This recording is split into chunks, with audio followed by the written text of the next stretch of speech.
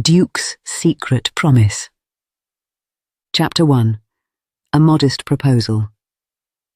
The rain fell in relentless sheets over Thornbridge House, each drop a cold echo against the soot-stained windows of London's most formidable ducal residence.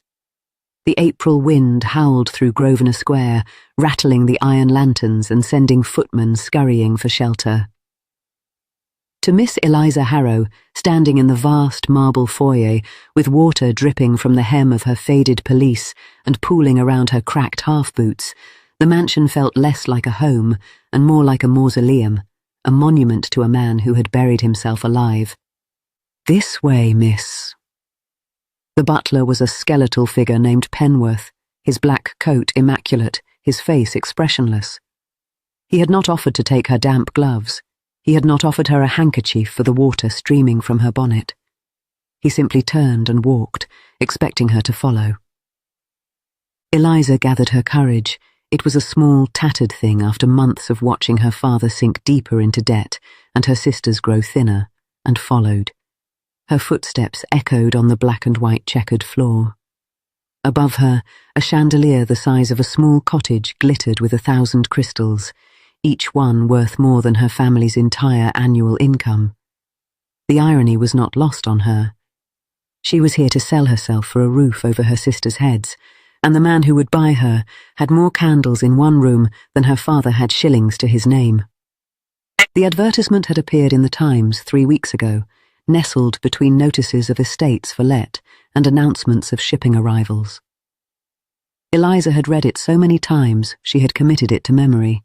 Wanted, a wife of unquestionable respectability and modest disposition, marriage of convenience, no affection required, generous settlement provided, inquiries to Thornbridge House, Grosvenor Square. Her father, the Reverend Harold Harrow, had wept when she showed him. "My dearest girl, you cannot mean to—" "I can, Papa, and I will." She had held his gnarled hands, those hands that had once held a congregation spellbound, but now trembled with the palsy of age and worry. "Charlotte is 12. Mary is only 10. If we do not pay Mr. Grimsby by Michaelmas, he will put us out. We will have nowhere to go. This is not a sacrifice. It is a solution." "A marriage without love is a prison," her father had whispered. "Mamma loved you," Eliza had replied gently, "and she still died of a fever when I was 8. Love is no guarantee of happiness, Papa. But money guarantees food and firewood and a future for the girls. I will take a prison with a full larder over a cottage with an empty one."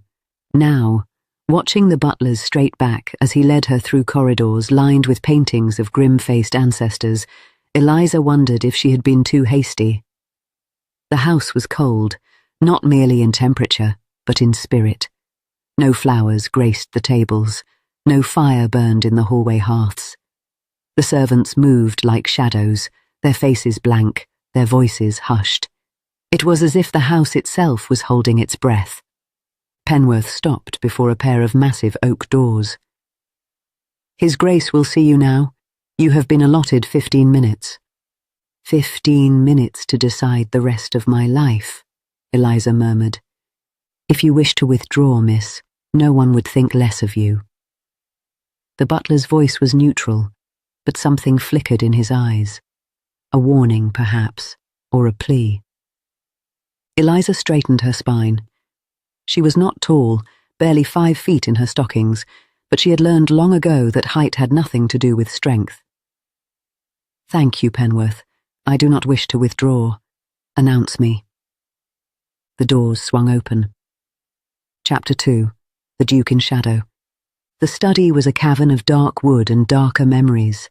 Bookshelves lined every wall, their volumes bound in leather the colour of bruises. A fire crackled in the enormous hearth, yet it seemed to cast more shadows than light, the flames struggling against the oppressive gloom. The curtains were drawn, though it was only 3 in the afternoon. Behind a desk large enough to land a small ship stood the man himself. Duke Alexander Thornbridge was not what she expected.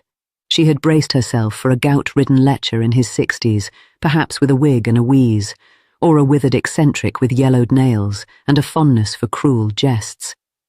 Instead, she found a man perhaps 30 years of age, with shoulders as broad as a blacksmith's and a face that might have been carved by a melancholic sculptor, sharp cheekbones, a firm jaw, and eyes the colour of a winter sea, grey and distant, and impossibly cold.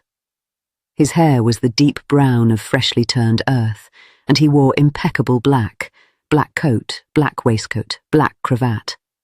Even his signet ring was onyx. But it was his eyes that held her. They were not cold, precisely.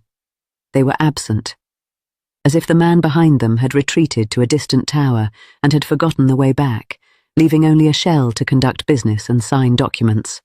A ghost walking among the living. "Miss Harrow," he said. His voice was low, a cello string drawn too tight. It had the quality of a man who spoke rarely and chose his words with the care of a surgeon selecting a scalpel. "You are younger than I anticipated." "You are handsomer than I anticipated, Your Grace," she replied before she could stop herself. "Shall we consider our disappointments evenly matched?" The words hung in the air. Eliza felt heat flood her cheeks. She had not meant to be impertinent. But something about the Duke's studied indifference provoked her, like a child poking at a sleeping bear just to see if it would wake. A flicker. Something moved in those winter eyes. Surprise, perhaps, or a wince of long-dormant humour. The corner of his mouth twitched, once, twice. Then the mask returned, thicker than before. "You have read the terms," he said, gesturing to a chair she dared not sit in yet. "A platonic union, separate chambers, no expectations of—" He paused, searching for the word. "Connubial affection. You will have the Thornbridge townhouse fully staffed, a country estate in Somerset, an allowance of £5,000 per annum, and complete autonomy over the household. In return, you will bear my name, manage my social obligations with discretion, perform the duties of hostess when required, and ask no questions about my past. £5,000. Eliza's mind reeled. Her father's entire living as vicar of St. Stephen's was £300 a year. She could buy a new bonnet every week and still have enough left to endow a school for orphaned girls. But the last condition snagged at her like a thorn. "Ask no questions about my past." "No questions," she repeated slowly.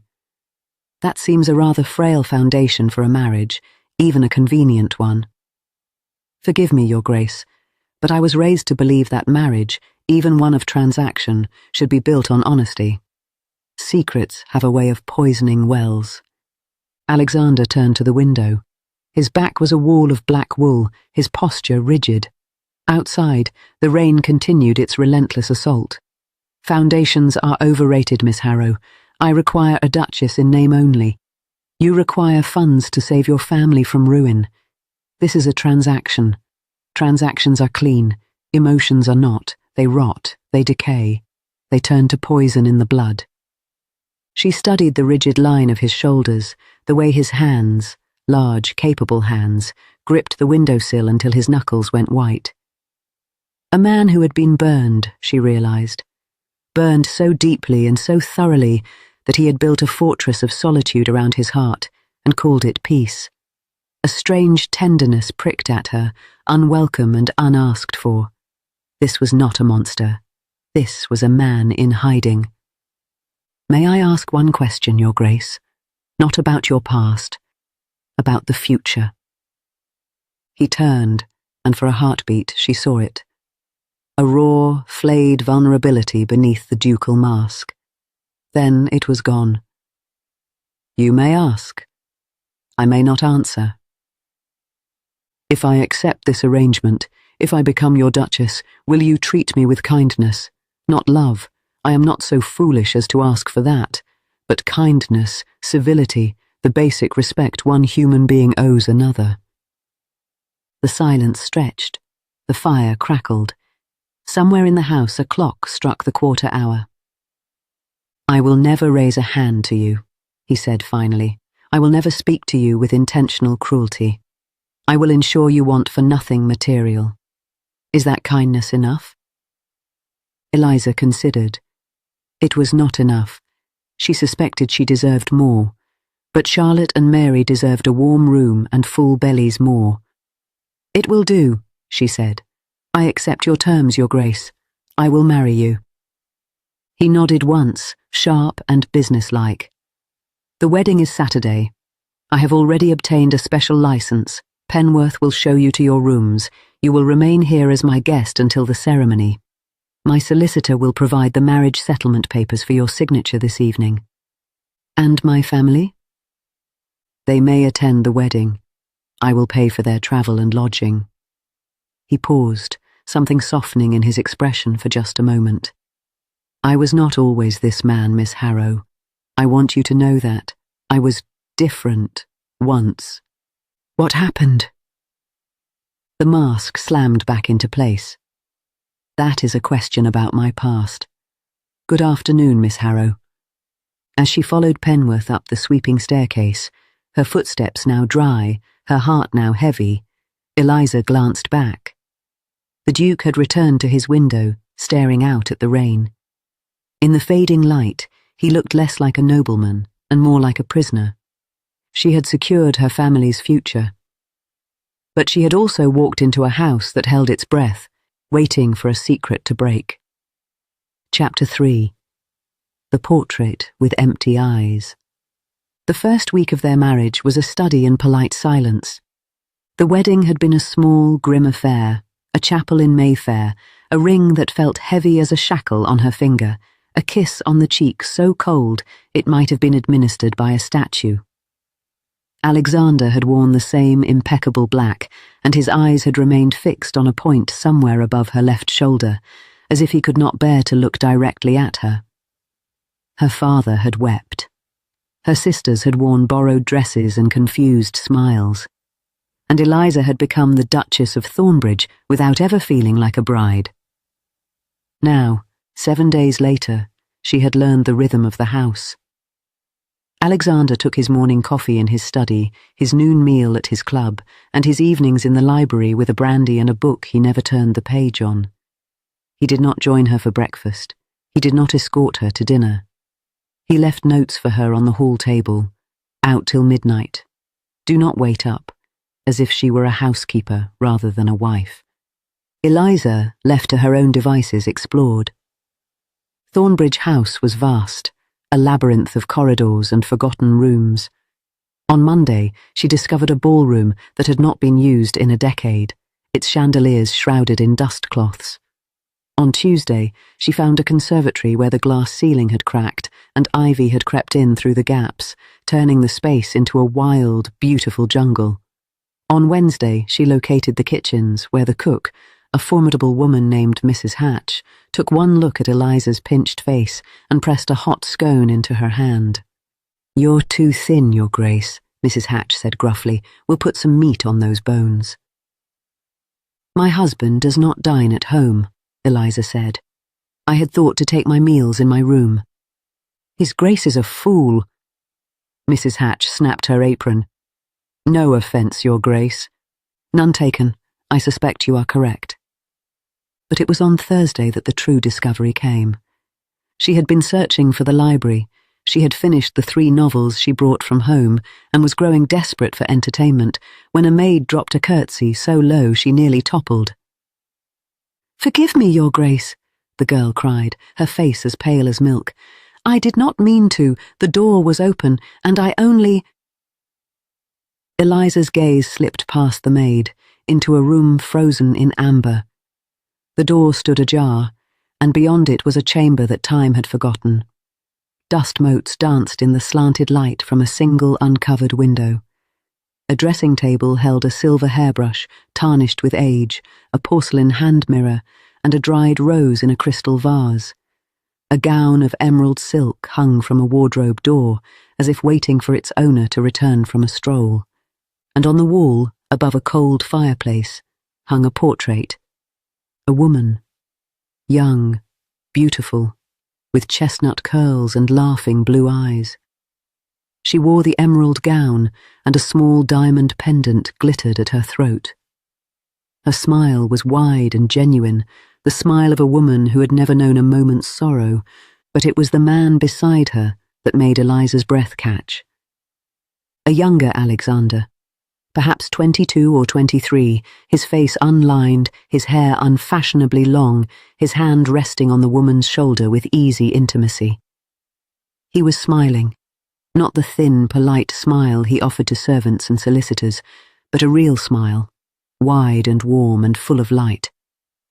His eyes in the portrait were not winter grey, but summer blue. He looked, Eliza realized, happy. "Who is she?" Eliza whispered. The maid's face went paler still. "No one, Your Grace, no one at all. Please, you must not ask. You must not come in here. His Grace forbids." She stopped, clamping a hand over her mouth. "Forbids what?" But the maid only shook her head, tears gathering in her eyes, and fled down the corridor. That night, Eliza could not sleep. She lay in her vast bed, her separate bed, in her separate chamber at the opposite end of the hall from Alexander's rooms, and stared at the canopy above her head. The curtains were damask, the sheets were Italian linen, and the pillows were stuffed with goose down. By any material measure she was comfortable, but her mind would not rest. No one, Your Grace, no one at all. A woman did not hang in a locked room in a duke's house unless she was someone. A woman did not leave behind an emerald gown and a dried rose unless she was mourned, and a man did not lose his smile unless he had lost something precious. Eliza threw back the covers and padded into the hall. Her bare feet made no sound on the runner. The house was dark, save for the occasional wall sconce left burning for servants. She had no destination in mind, but her feet carried her toward the library. A sliver of light escaped beneath the door. She knocked, softly. "Your Grace?" Silence. Then, "Enter." The library was smaller than the study, cozier. A fire burned low in the grate, and the shelves were packed with well-worn volumes, not the leather-bound showpieces of the study, but books that had been read and loved. A Shakespeare with cracked spine, a Byron with dog-eared pages, a volume of sonnets with a faded ribbon marking a place. Alexander sat in a leather wing-back chair, his cravat undone, his waistcoat unbuttoned, a half-empty decanter of brandy at his elbow. He was not reading. He was staring at the fire, and his face was no longer a mask. It was a battlefield, grief and rage, and something softer warring in the flickering light. Lines she had not noticed before carved deep grooves around his mouth. His hair was dishevelled, as if he had been running his hands through it. "You should not be here," he said, not looking at her. His voice was thick, slurred, just slightly, with brandy. "Neither should you." She settled into the chair opposite him without waiting for an invitation. Brandy at 2 in the morning is the drink of men who are running from something, or mourning something. Which is it? He laughed then, a short, bitter sound like glass breaking. "You are perceptive, Duchess. That will make this arrangement either much easier or much harder. I have not yet decided which." "Eliza," she said. "My name is Eliza. I would like to hear you say it." He looked at her then, really looked. His grey eyes travelled over her face, her too pale skin, her dark hair loose around her shoulders, her simple nightgown, and something shifted in his expression. Not desire. Something softer, something sadder. "Eliza," he repeated. The name sounded different in his low voice, like a prayer or a lament. "You should go back to bed." "I saw the portrait," she said quietly. "The east wing, the locked room. She was beautiful." The silence stretched like a rope bridge over a chasm. Outside, the wind picked up, rattling the windows. The fire spat and hissed. "Cordelia," he said at last. "My first wife. Married at 21. I was a fool for her." He poured another measure of brandy, his hand steady despite the drink. She died. That is all you need to know. Died how? I said that is all. Eliza rose from her chair. She crossed the space between them and, before her courage failed, she knelt at his feet and took his hand. It was cold. His fingers trembled, just slightly beneath her touch. I am not your enemy, she said, her voice low and fierce. I am your wife, even a convenient one, and I see a man drowning in a sorrow he refuses to name. You made me promise to ask no questions about your past, but I made no promise to stop caring. I made no promise to pretend that you are not in pain, and I cannot, sit in my pretty rooms and spend my allowance while you destroy yourself by inches. He stared at their joined hands. His chest rose and fell with quick, shallow breaths. When he spoke, his voice was barely a whisper. Caring is a weapon, Eliza. It cuts the wielder deepest. I learned that lesson. I paid for it in blood. Whose blood? He pulled his hand away, gently, but firmly. Go to bed. Please. I am asking you as your husband to leave me to my brandy and my ghosts. She stood. She wanted to argue. She wanted to shake him, to force him to see that he was not the only one who had known loss and disappointment. But she saw something in his eyes, a pleading, a desperate need to be alone with his torment, and she respected it. Good night, Alexander, she said. As she climbed the stairs, she heard something behind her, a sound so soft she almost missed it. The Duke of Thornbridge, the man who had vowed never to love again, was weeping. Chapter 4. Whispers in the Country. The invitation to Thornbridge Manor came as a surprise. We will leave for Somerset on Monday, Alexander informed her over the breakfast table, the first time he had joined her for a meal. His voice was neutral, his cravat impeccable. If he remembered the night he had wept in the library, he gave no sign of it. The London season is beginning, and I have no desire to participate. You may remain here if you prefer the city. I would prefer to go with you, Eliza said, spreading marmalade on her toast. I have never seen the country estate, and I confess I'm curious about the place where you grew up. Something flickered across his face. You will not find answers there. Only more questions. Then I shall have to content myself with the scenery. The journey to Somerset took 2 days. They travelled in Alexander's lavish carriage, velvet seats, a silver lamp, a basket of provisions that could have fed a village, and spoke barely a dozen words to each other. Eliza read. Alexander stared out the window. The landscape changed from the smoky grey of London to the lush green of the countryside, and by the time they turned into the long drive of Thornbridge Manor, Eliza had fallen half in love with England. The manor was everything the townhouse was not. Where Grosvenor Square was cold and formal, the manor was warm and grand.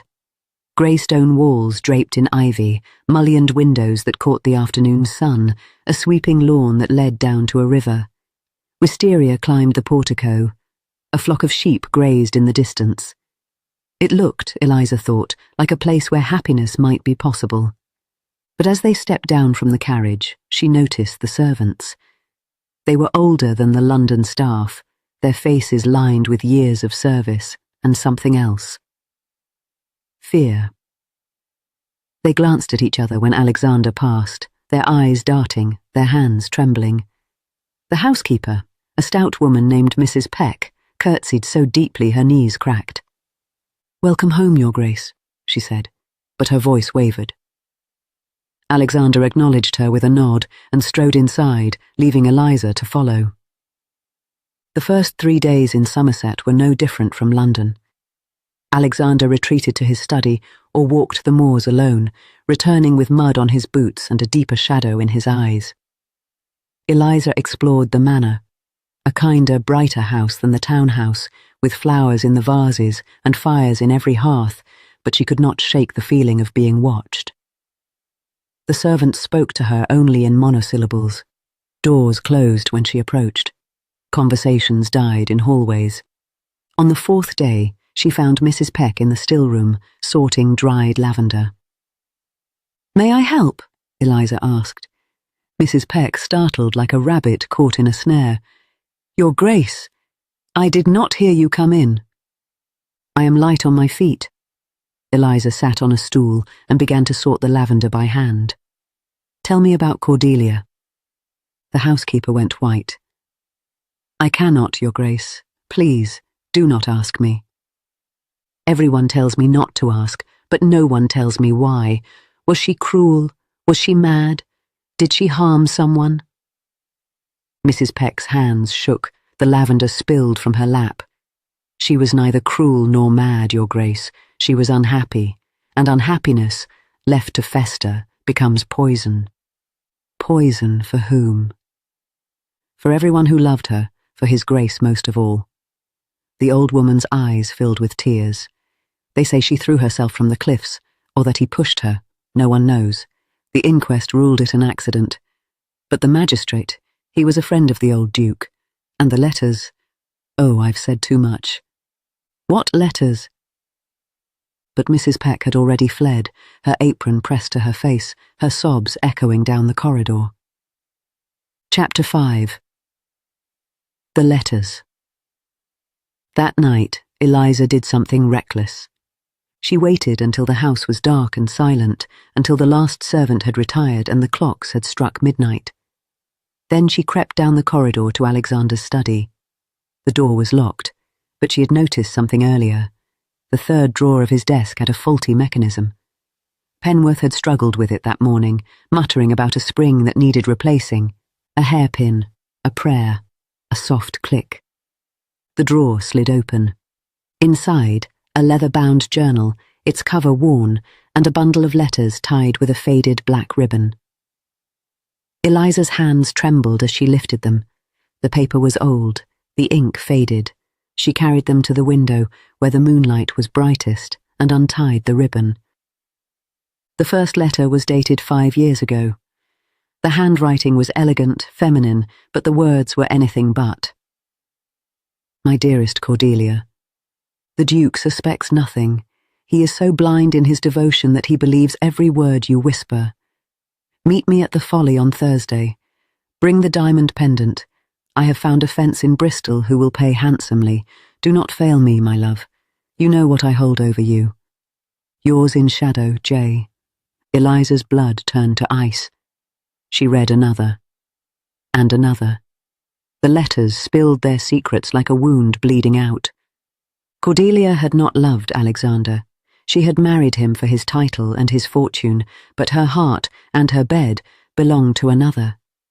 A man named Julian Blackwood, a charming fortune hunter with debts of his own.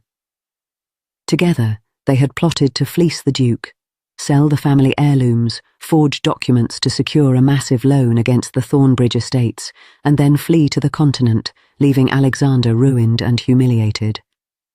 But the letters revealed something else, too. Cordelia had been afraid. Her later letters pleaded with Julian to call off the scheme. "He is not the monster we believed. He is gentle. He is kind. He looks at me as if I am the sun. I cannot do this to him. Please, Julian, let us find another way." Julian's replies grew uglier. "You will do as you are told, or I will tell him everything. I will tell him about the nights in the Folly. I will tell him about the money you have already stolen. You will ruin him, Cordelia, or I will ruin you." The final letter was different. It was not from Julian. It was from Cordelia to Alexander, never sent, still folded in its envelope. "My dearest Alexander, by the time you read this, I will be gone. I have done terrible things. I have betrayed you in ways I cannot begin to confess. But I want you to know that somewhere along the way, somewhere between your first smile and your last kiss, I fell in love with you. Truly, deeply, desperately. I am not worthy of you. I never was. But I am going to make it right. I am going to meet Julian tonight, and I am going to end this. I will give him nothing. I will tell him that I would rather die than hurt you. Forgive me. C. Eliza's hands were shaking so badly she could barely hold the page. The date on the letter was the night Cordelia died. A floorboard creaked behind her. "I asked you not to pry." She spun. Alexander stood in the doorway, his dressing gown loose, his hair dishevelled. He had been awake. He had been watching. And his face was a mask of barely contained anguish. "You asked me not to ask questions," Eliza said, clutching the letters to her chest. "You did not ask me to remain willfully blind. She was going to ruin you, Alexander. She and this Julian Blackwood. But she changed her mind. At the end, she changed her mind." He crossed the room in 3 long strides and snatched the letters from her hands. "You do not understand." "Then explain it to me. Please. I am your wife. Let me share this burden." "I loved her." The words tore from him, raw and bleeding. "I loved her with every foolish, romantic bone in my body. I gave her everything, my name, my fortune, my heart. And she laughed at me. She plotted against me. She lay in another man's arms while I slept alone in our bed." He was shaking. Eliza had never seen a man so tall look so small. "But the worst part," he continued, his voice dropping to a whisper, "is that I still loved her at the end. When I found her at the bottom of those cliffs, broken, bleeding, dying, I held her in my arms, and I still loved her. Her last word was not my name. It was Julian, and I have hated myself for failing her ever since." "You did not fail her," Eliza said fiercely. "She failed you, and then she tried to make it right. Read her last letter again, Alexander. Read it. She loved you. At the very end, she loved you." He stared at the letter in his hands. His jaw worked. His eyes glistened.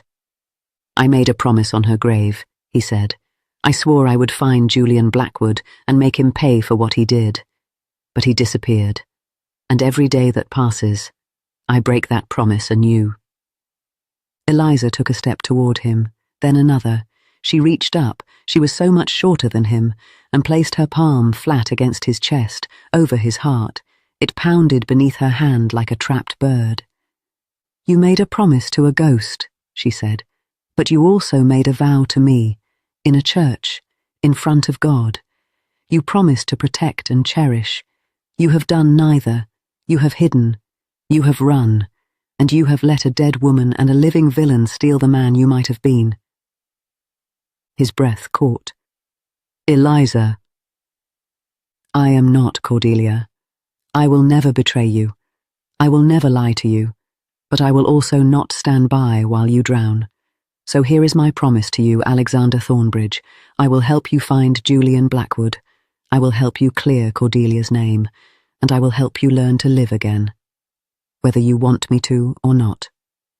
For a long moment he did not move. Then slowly his hand came up to cover hers. His fingers were cold, but they held her tight. "You are the most infuriating woman I have ever met." "I know. You are also the bravest." "I know that too." He laughed, a real laugh, surprised out of him, and in that laugh, Eliza heard something she had not heard before. Hope. Chapter 6. The Serpent Returns. The first note arrived 3 days later. It was nailed to the door of the Manor's chapel, a small, ancient building in the woods where the Thornbridge family had worshipped for centuries. The vicar found it when he came to prepare for Sunday service. He brought it straight to Alexander, his hands shaking, his face pale. The note was written on expensive paper in a slashing hand. "Dear Alexander, I see you have found yourself a new bride. How charming. The Duchess is prettier than the last one, though perhaps not as trusting. I hope for your sake she is more loyal. I also note that the diamond pendant Cordelia gave me has been missing from my collection for some time. I wonder if you might be persuaded to buy it back. A sentimental item, you understand. Say, £20,000. I will send instructions for the exchange. Do not involve the authorities. You know what I have. You know what I can reveal. Your old friend J.D. Alexander read the note 3 times. Then he read it aloud to Eliza, who had come running when she heard the commotion. £20,000, she said. That is a fortune. It is everything I have in ready funds, and it would only be the beginning. Julian will bleed me dry year after year until nothing is left. Alexander crumpled the note in his fist. But I will not pay him a single penny. What will you do instead? Alexander turned to the window. Outside, the Somerset hills rolled green and gold in the afternoon sun. Somewhere out there, Julian Blackwood was watching, waiting, smiling. We will set a trap, Alexander said, but we will need help, and we will need to trust each other completely. Can you do that, Eliza? Can you trust a man who has already failed one wife? Eliza crossed the room and took his arm. She did not speak. She simply stood beside him, shoulder to shoulder, facing the window, and whatever lurked beyond it. That, she said finally, is not a question that deserves an answer. It is a choice that deserves action. And I have already made my choice, Alexander. I chose you the moment I said, I do. I am not going to unchoose you now. He turned to look at her. The winter in his eyes had thawed. In its place was something warm, terrifying, and entirely unexpected. Eliza, he said, I think I might. Do not say it yet, she interrupted softly. First, let us catch your serpent. Then we can decide what we are to each other. But I will tell you this. I did not marry you for your money. I married you because I saw a man worth saving, and you, Alexander Thornbridge, were never broken. You were merely waiting for someone to remind you of your own worth. He gathered her close. The fire burned low. The afternoon light slanted through the windows, and somewhere in the shadows, Julian Blackwood sharpened his knives. Chapter 7. The trap is set. The plan was reckless, dangerous, and entirely Eliza's. She wrote to Julian Blackwood herself, using a false name and a forwarding address in Bath. She claimed to be a former maid at Thornbridge Manor who had stolen letters from the Duke's study, letters that implicated Julian in Cordelia's death. If he wanted them back, he would meet her at the abandoned Folly on the Cliffs at midnight, alone, with the diamond pendant as proof of his identity. You cannot do this, Alexander said for the 10th time. They stood in the library, the letter in his hand, his face taut with worry. He is dangerous, Eliza. He killed Cordelia.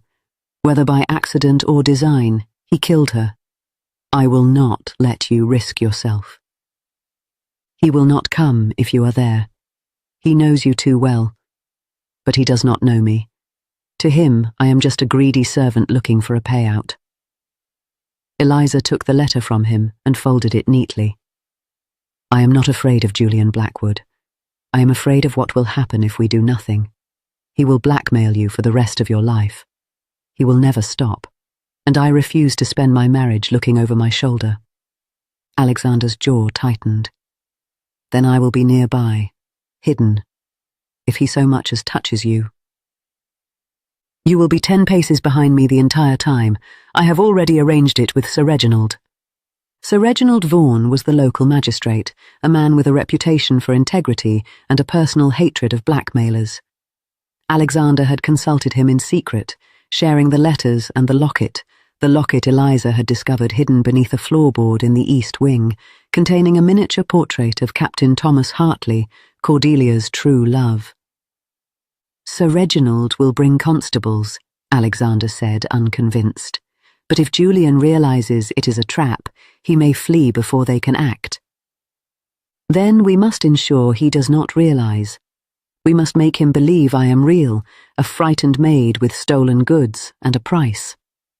Eliza tucked the letter into her reticule. I have played many roles in my life, Alexander. The dutiful daughter, the desperate spinster, the convenient duchess. One more performance will not break me. He caught her hand. It might break me. If anything happened to you, nothing will happen to me, because you will be there. You promised to protect me, remember? On our wedding day. I hold you to that promise now. For a long moment he stared at her. Then, slowly, he raised her hand to his lips and kissed her knuckles. It was the first time he had touched her with anything resembling tenderness. You are extraordinary, Eliza Thornbridge. I hope you know that. I am beginning to, she said softly.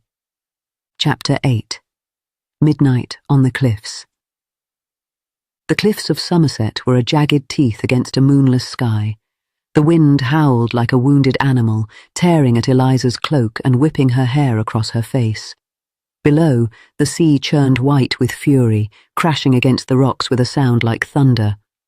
The abandoned folly, a crumbling stone gazebo built by some romantic ancestor, loomed before her, its empty windows like eye sockets in a skull.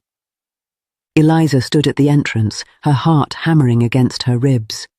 She clutched a leather pouch containing not the real letters, but blank paper, fake evidence designed to buy her time. Her breath came in short, sharp gasps. The cold seeped through her boots. 10 paces behind me. She had insisted Alexander stay hidden in the trees, but now, alone in the dark, she wondered if she had been foolish. Julian Blackwood was a killer, and she was just a vicar's daughter playing at heroism. Footsteps, slow, deliberate, crunching on gravel. Julian Blackwood emerged from the mist. He was handsome in a ruined way, blonde hair streaked with grey, a scar cutting through his left eyebrow, a smile that did not reach his cold blue eyes.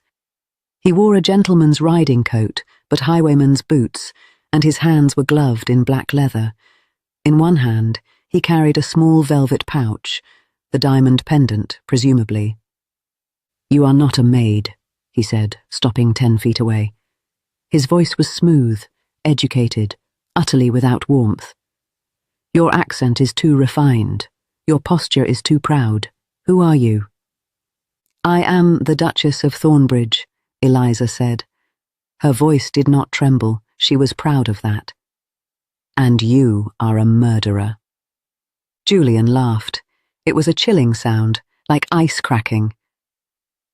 "Cordelia fell. Everyone knows that. The inquest was quite clear. She was pushed. By you. And I have the letters to prove it." His smile vanished. The cold eyes narrowed. "Give them to me." "No." He moved then, fast, faster than she could have imagined. He lunged for her, and his gloved hand closed around her wrist. She gasped, tried to pull away, but his grip was iron. "Where are the letters?" he hissed, his face inches from hers. "Tell me, or I will throw you off these cliffs just like I threw Cordelia. And this time there will be no inquest, only an accident, a tragic second tragedy for the poor Duke." "Let her go." The voice came from behind Julian, low, deadly. Alexander emerged from the shadows, his face a mask of cold fury. He held a pistol aimed directly at Julian's heart.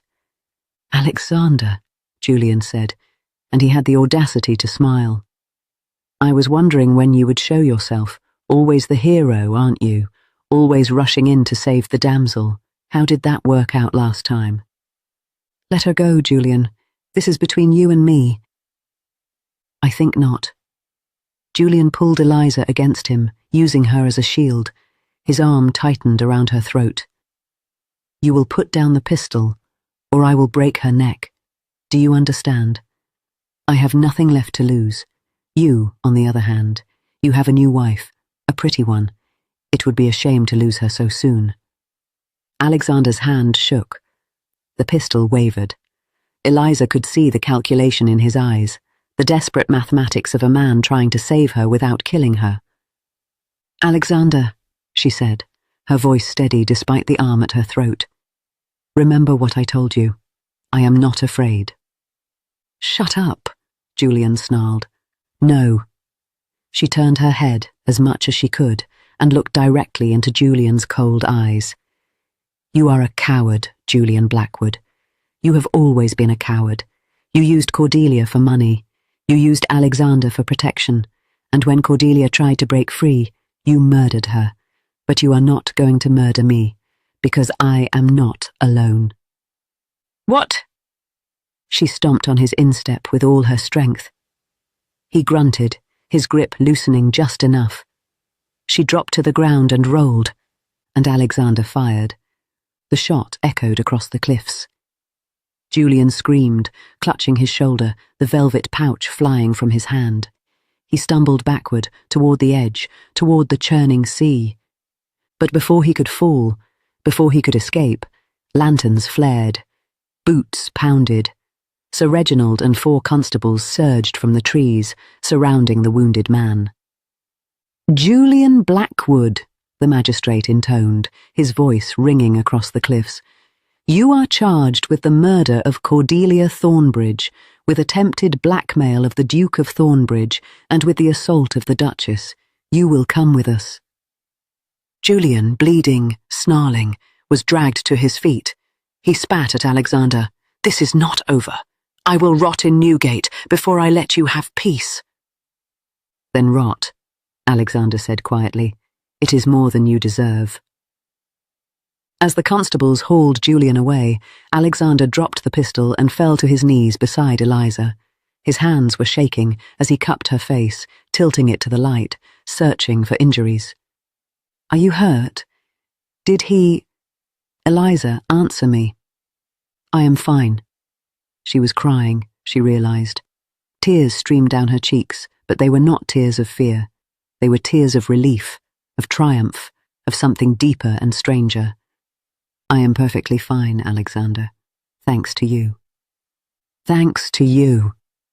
He pulled her into his arms, crushing her against his chest. His heart pounded beneath her ear.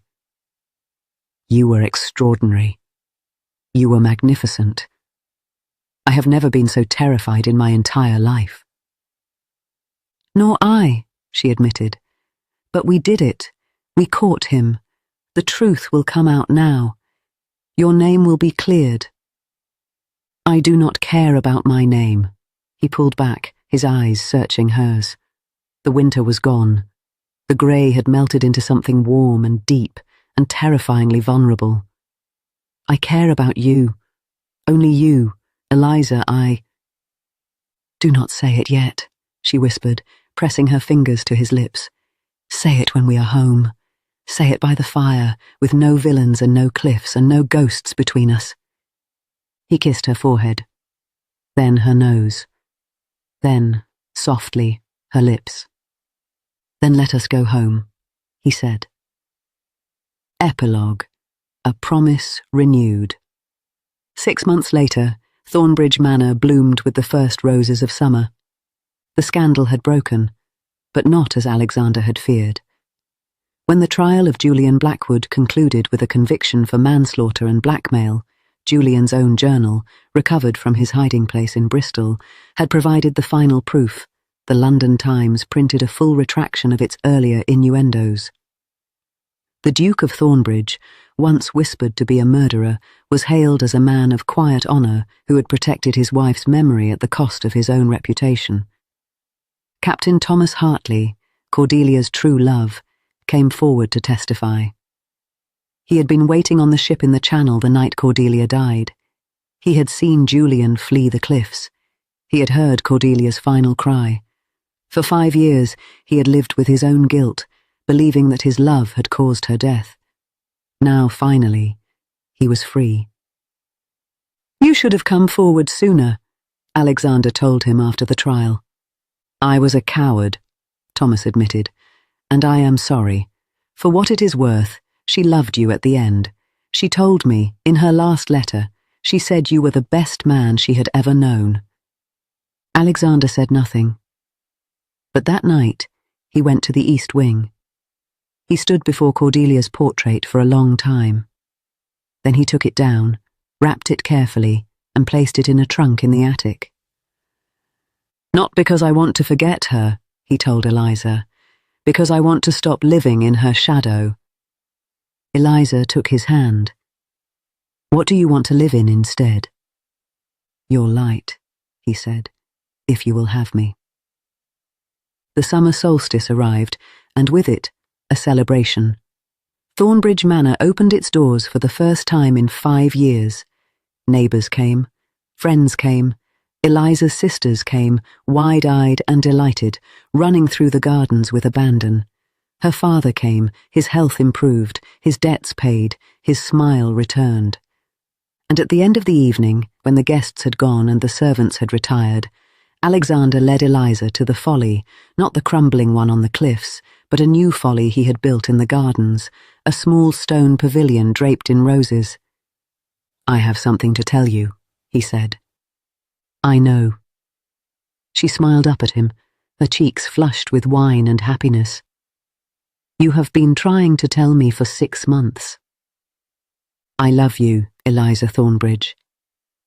He said it simply, without drama, without poetry, just the truth, offered like a gift.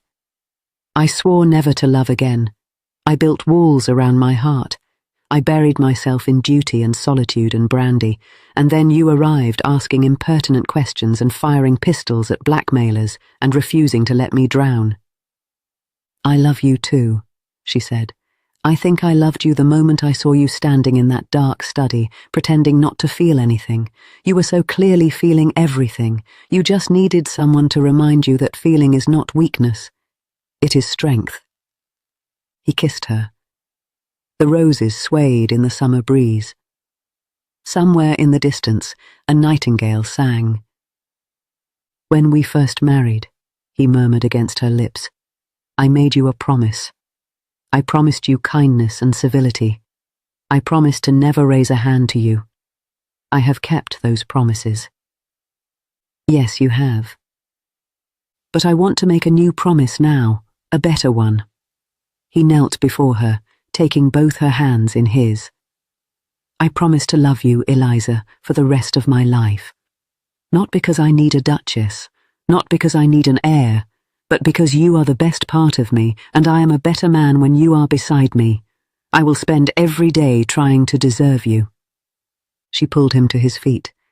"You already deserve me, Alexander Thornbridge. You always did. You just had to let yourself believe it." The moon rose over Somerset. The nightingales sang, and in the rose-covered folly, a duke who had sworn never to love again held his duchess in his arms and discovered, at last, that some promises are worth breaking, and some promises are worth keeping forever. The end. Thank you, dear reader of the Regency Gazette, for joining us in another tale of love, intrigue, and whispered ballroom secrets. If today's romance delighted you, kindly bestow a like upon this video. It helps our Gazette reach more lovers of Regency storytelling. For weekly journeys into dukes, debutantes, scandals, and slow-burning devotion, please subscribe to the Gazette